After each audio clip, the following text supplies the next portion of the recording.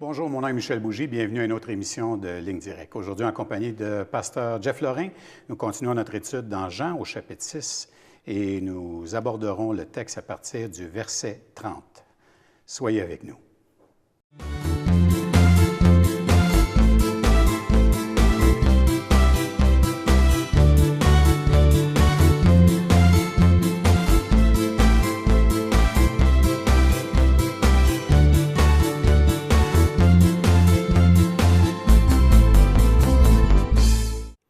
Bonjour, Pasteur Jeff. Bonjour, Michel. Ça va toujours bien? Ça continue à aller bien. Continue à aller bien? C'est bon, c'est bon.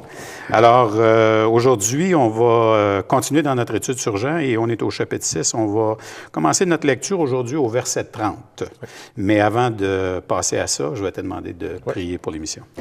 Seigneur, on veut bénir nos autorités civiles, autant fédérales, provinciales, municipales. On veut te demander encore une fois d'aider ceux qui ont de l'intégrité, ceux que tu approuves, parce qu'il y en a beaucoup. Mais ils sont en train, Seigneur Dieu, d'être salis à la grandeur. Et c'est des institutions tellement importantes pour nous. Alors, Père, bénis-les, fortifie-les, bénis nos tribunaux, Seigneur Dieu. Bénis, Seigneur, tout ce qui élève la justice, qui protège le droit des innocents et qui condamne, Seigneur Dieu, les actions mauvaises des autres. S'il vous plaît, fais-nous du bien encore, Père, que notre pays soit dans ta paix, et que la crainte de Dieu soit dans le pays, Seigneur Dieu, que l'Église se fortifie en toi, Seigneur Jésus-Christ, et qu'elle soit, encore une fois, une institution qui annonce une bonne nouvelle à ceux qui ont compris que sans toi, Seigneur Jésus-Christ, ce monde s'en va nulle part, même s'en va vers la destruction. Père, s'il vous plaît, bénis ta parole à nos cœurs, illumine notre entendement, Seigneur Dieu, pour qu'on puisse comprendre ce que ces Écritures nous enseignent. Merci d'avance au nom de Jésus, Père. Amen. Amen. Alors, lors de notre dernière émission, l'émission précédente, on a vraiment commencé à aborder, après que Jésus a marché sur les eaux, la foule est venue le retrouver, bon, etc. Et puis, on a vraiment parlé de comment Christ veut apporter cette vie, et cette vie dont on a besoin. Et là, il va commencer vraiment à rentrer dans un enseignement extrêmement précis qui va forcer une réaction de la foule. Et si tu le permets, on va rentrer justement dans cette réaction que la foule va avoir. Est-ce que tu peux reprendre un petit peu à partir du verset 27, qui était un peu comme l'ancrage? Oui, l'ancrage. Alors donc, au verset 27 du chapitre 6, « Travaillez non pour la nourriture qui périt, mais pour celle qui subsiste, pour la vie éternelle, et que le Fils de l'homme vous donnera. Car c'est lui que le Père, que Dieu a marqué de son sceau. » Et lui dire, « Que devons-nous faire pour faire les œuvres de Dieu? » Jésus leur répondit, « L'œuvre de Dieu, c'est que vous croyez en celui qui l'a envoyé. » « Quel miracle fais-tu donc, lui dirent-ils, afin que nous le voyions et que nous croyions en toi? Que fais-tu? Nos pères ont mangé la manne dans le désert. Selon ce qui est écrit, il leur donna le pain du ciel à manger. » Jésus leur dit, « en vérité, je vous le dis, Moïse ne vous a pas donné le pain du ciel, mais mon Père vous donne le vrai pain du ciel. Car le pain de Dieu, c'est celui qui descend du ciel et qui donne la vie au monde. » Et lui dirent, « Seigneur, donne-nous toujours ce pain. » Jésus leur dit, « Je suis le pain de vie. Celui qui vient à moi n'aura jamais faim, et celui qui croit en moi n'aura jamais soif. Mais je vous le dis, vous m'avez vu, et vous ne me croyez pas. Tous ceux que le Père me donne viendront à moi, et je ne mettrai pas dehors celui qui vient à moi. Car je suis descendu du ciel pour faire non ma volonté, mais la volonté de celui qui m'a envoyé. Or, la volonté de celui qui m'a envoyé, c'est que je ne perde rien de ce qu'il m'a donné, mais que je le ressuscite au dernier jour. La volonté de mon Père, c'est que quiconque voit le Fils et croit en lui ait la vie éternelle, et je le ressusciterai au dernier jour. » Est-ce que tu voudrais qu'on arrête là? On peut arrêter là. Puis, oui, parfait. Donc, on voit ici des expressions assez intéressantes. Si tu remarques, Jean travaille encore son thème de voir. C'est vraiment... Oui, c'est quelque chose remarquable de voir ça. Oui, il ne faut pas manquer ça, parce que si on manque cet aspect-là depuis le début de l'Évangile, on ne comprend pas où il s'en va avec ses signes, parce qu'il ne prend pas l'expression, lui, miracle, mais plutôt signe, pour montrer finalement que Jésus fait des signes, des enseignements par ce qu'il fait, par les prodiges qu'il va opérer. C'est des signes. Et c'est toujours une question de voir. Donc, on se rappelle, si le Seigneur leur dit, ils vont travailler pas pour la nourriture. Et dans les dernières émissions, on parlait de cette fameuse pyramide de Maslow. Oui, les besoins. Les besoins, les plus fondamentaux, là, manger, sécurité, ainsi de suite. Mais tu me disais, en dehors des ondes, là, tu me parlais que à cause de ton travail, tu as souvent côtoyé des gens qui ont réglé beaucoup de problèmes, beaucoup de besoins ont été comblés dans cette fameuse pyramide de Maslow. Mais tu remarquais que plus on réglait les problèmes, comme pour une pyramide, plus ça se concentrait. Tout à fait. Et ce qui se concentre en réalité, c'est le problème qu'on pensait régler par le premier. En d'autres mots, j'ai besoin de manger, sinon je vais mourir, j'ai besoin de vie. Après ça, bon, j'ai mangé, j'ai besoin de, je sais pas quoi, d'instructions. Mieux manger. Mieux manger, d'instructions. Boire du meilleur vin. Oui, tu sais. Et tu dis que plus on monte la pyramide, plus le besoin devient criant. C'est la vie. Mais on pense toujours à trouver au prochain palier. Si je règle ce dernier-là, je suis enfin je vis. Et tu me dis que tu connais des gens très fortunés, très prospères, qui ont réglé beaucoup de problèmes, qui plus ils montent, plus ils sont angoissés et qui cherchent de manière très concentrée la vie, au point qu'ils deviennent soit très religieux, dans le sens comme du yoga ou peu importe, ou très collectionneurs pour se donner l'impression de vivre à des choses exorbitantes. Leurs besoins, ou très pouvoir, c'est plus d'argent qu'ils ont besoin, mais c'est le pouvoir qui amène l'argent pour... Le besoin se fait de plus en plus crier « j'ai besoin de vie, de sens ». De la vie, avec un L majuscule. Donc, c'est plus du bios, mais le Zoé lui-même. Oui, la vie elle-même. La vie elle-même. Parce que j'ai tous les besoins pour vivre, là. Donc ça crie de plus en plus. Et même là, il y a un témoignage encore de Dieu pour ces gens-là. Tout à fait. Et puis, toujours en espérant qu'il y ait une repentance. Et on en connaît des gens qui ont reçu le témoignage de Christ. Donc, Donc, tout ça ici pour nous faire voir que l'œuvre de Dieu, parce que les gens vont me demander la réaction, c'est OK, le fameux travail, là. Les œuvres. On fait quoi, là? On fait quoi? Qu'est-ce que Dieu... Que devons-nous faire pour faire les œuvres de Dieu? C'est quoi le programme? C'est ça. Et puis là, le Seigneur répond ce qu'on n'aime pas qu'il réponde. L'œuvre de Dieu, c'est que vous croyez en celui qui l'a envoyé. Mais ça, je fais rien, moi, là encore. C'est un peu plate comme réponse. Oui, tu sais, ça me laisse dépendant totalement de celui qui dit « c'est de croire en moi ». OK, je veux bien. Maintenant, qu'est-ce que je peux faire? Parce que faire, là, c'est... Pour nous, on a le contrôle encore. Tout à fait. Faire, c'est que tu es encore vivant, puis il y a de l'espoir que tu peux t'en sortir. Absolument. La même réaction au message de Pierre à la Pentecôte. Lorsqu'il prêche l'Évangile aux Juifs qui sont pour la fête, sont venus là, en pèlerinage, et ils sont touchés par le message, et ils vont faire la même réaction. Que devons-nous faire? Et Pierre leur montre simplement d'aller se faire baptiser, qui est de montrer « je veux mettre ma confiance ». Parce que le baptême, même pour le Juif, on avait déjà eu celui de Jean-Baptiste avant. Et il y en avait un aussi qui était plus personnel quand quelqu'un voulait adhérer au judaïsme. Mais ce n'était pas nécessairement par quelqu'un qui... C'est une forme personnelle. Tu sais. Okay. Mais bref, c'était comme un genre de code de l'époque quand même. Tu sais. Ça se comprenait. Mais il n'y avait rien à faire.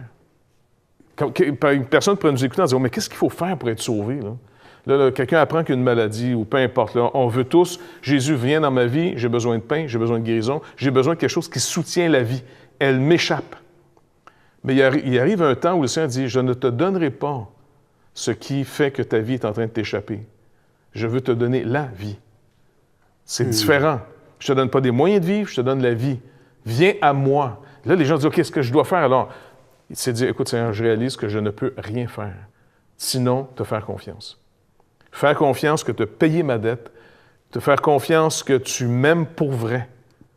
J'ai pas d'autre espoir, il n'y a pas d'autre nom qui a été donné aux hommes pour être sauvés. Sur toute la terre, il n'y a pas d'autre nom. C'est le nom au-dessus de tout nom.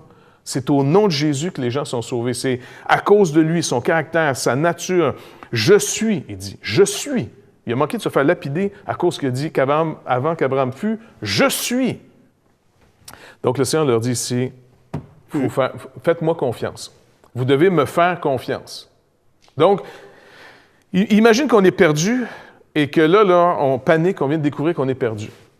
Et on voit quelqu'un arriver, là, on est content, on dit, OK, comment on fait pour s'en sortir? Là, qu'est-ce qu'il nous dit? Redonnez-moi votre direction. Redonnez-moi votre volonté. Suivez-moi. Un garde de chasse arrive ou peu importe. Ouais. Faites-moi confiance, on va sortir d'ici. Mais là, faites-moi confiance, partez pas dans toute direction. Suivez-moi. Alors là, j'ai plus rien à faire sinon que de mettre mes pas dans les pas de l'autre. Tout à fait. Tu comprends? Je vis de l'autre. Et comme un enfant, il dit à moi que vous devenez comme des enfants, comme un enfant, je suis obligé de refaire confiance à mon Père céleste, Comme quand j'étais petit, je faisais confiance à mon père terrestre. Quand mon père arrivait dans un conflit, ça réglait le problème. Mon père avait parlé, c'était la parole finale. Ton père était, au fond, ton refuge. Normalement, tu es un bon père, un père normal, là, je parle. Tout à fait. Et donc, le père des pères, qui est vraiment Dieu, nous dit, le seul moyen d'en sortir, c'est de me faire confiance. Et voici, je vous donne mon fils, quiconque vient à lui. Mais regarde la réaction qu'on a. On vient quitter là, une foule qui a vu la veille du pain et 12 paniers pleins de reste, avec du poisson. Des milliers de personnes l'ont Milliers vu. de personnes. Après ça, deuxièmement, ils ont conclu que Jésus a dû marcher ses eaux. Ils n'ont pas su. Mais comment il a fait pour se rendre là? Oui. Il le retrouve et le Seigneur dit maintenant, la seule chose que Dieu vous demande, c'est de me faire confiance. Abandonnez tous les moyens que vous avez à votre disposition pour maintenant, suivez-moi. Et là, ils vont dire, quel miracle fais-tu donc afin que nous le voyions?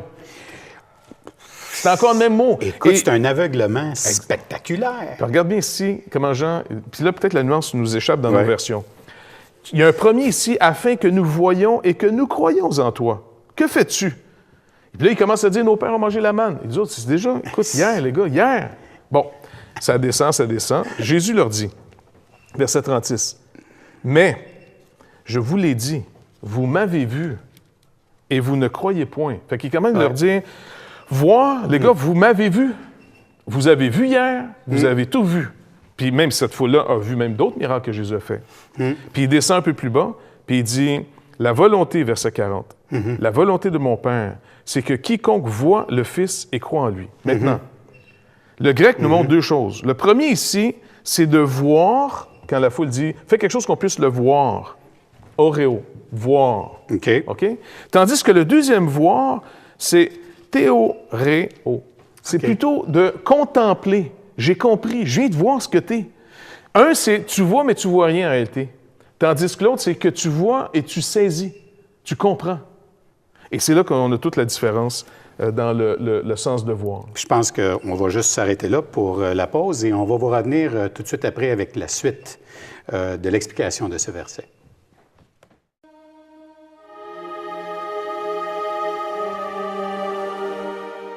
Toutchrétien.tv va être une ouverture, un outil qui va nous dépasser. Et tous les espoirs sont permis. Toutchrétien.com est donc là pour rester et grandir. Ce grand portail constitue en lui-même une plateforme unique d'études et d'échanges entre les chrétiens du Canada francophone et de la francophonie tout entière. Toutchrétien.com, un vecteur d'évangélisation unique au service de l'Église de Jésus-Christ.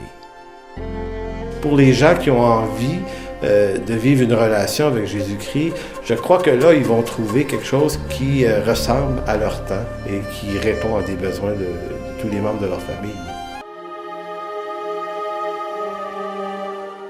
Alors, on est de retour après cette pause. Et puis, Pasteur Jeff, juste avant la pause, j'aimerais ça que tu reprennes un peu l'explication que tu nous avais donnée de la différence entre les deux mots.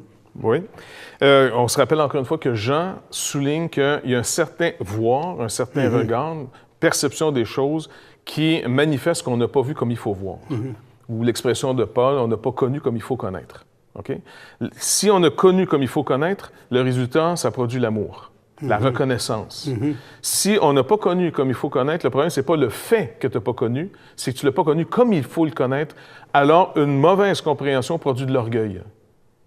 Ça, c'est le principe d'un Corinthiens 8.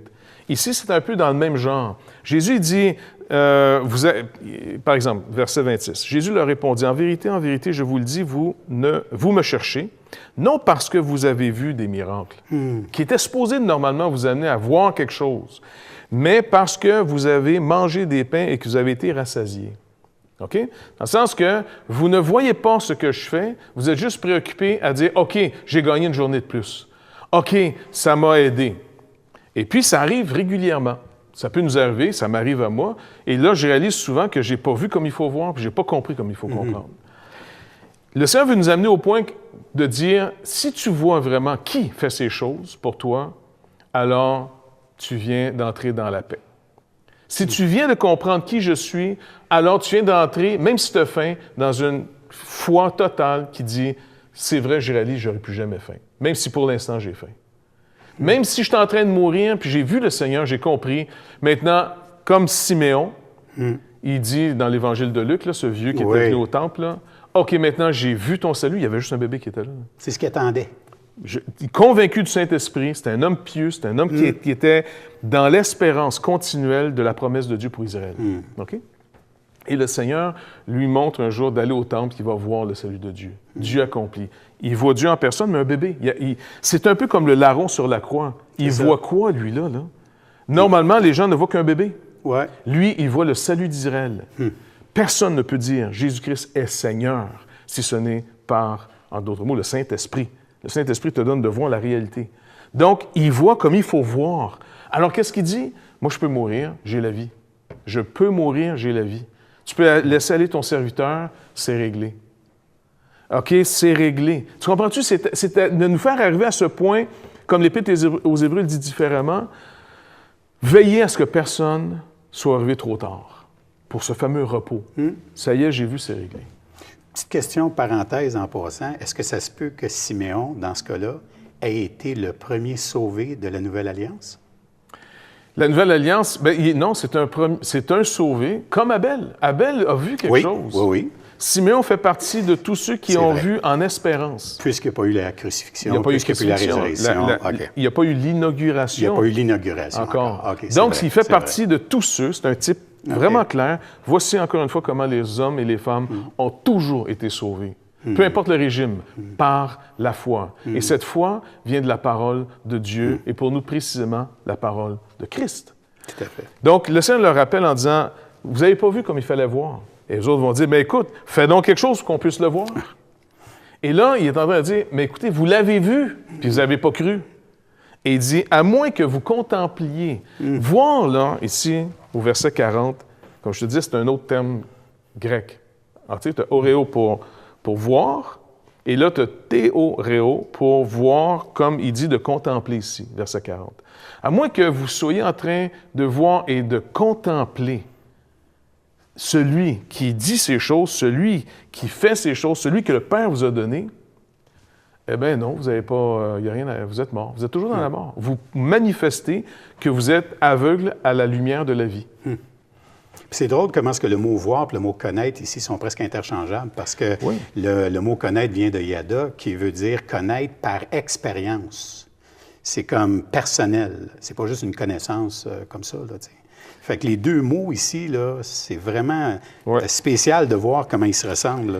Et c'est ici que j'aimerais peut-être qu'on puisse voir ce que Marc nous dit, la petite clé, là, parce que dans une émission précédente, j'avais dit que Marc avait développé différents. Si on retourne dans Marc 6, et Marc nous explique aussi un peu la même chose.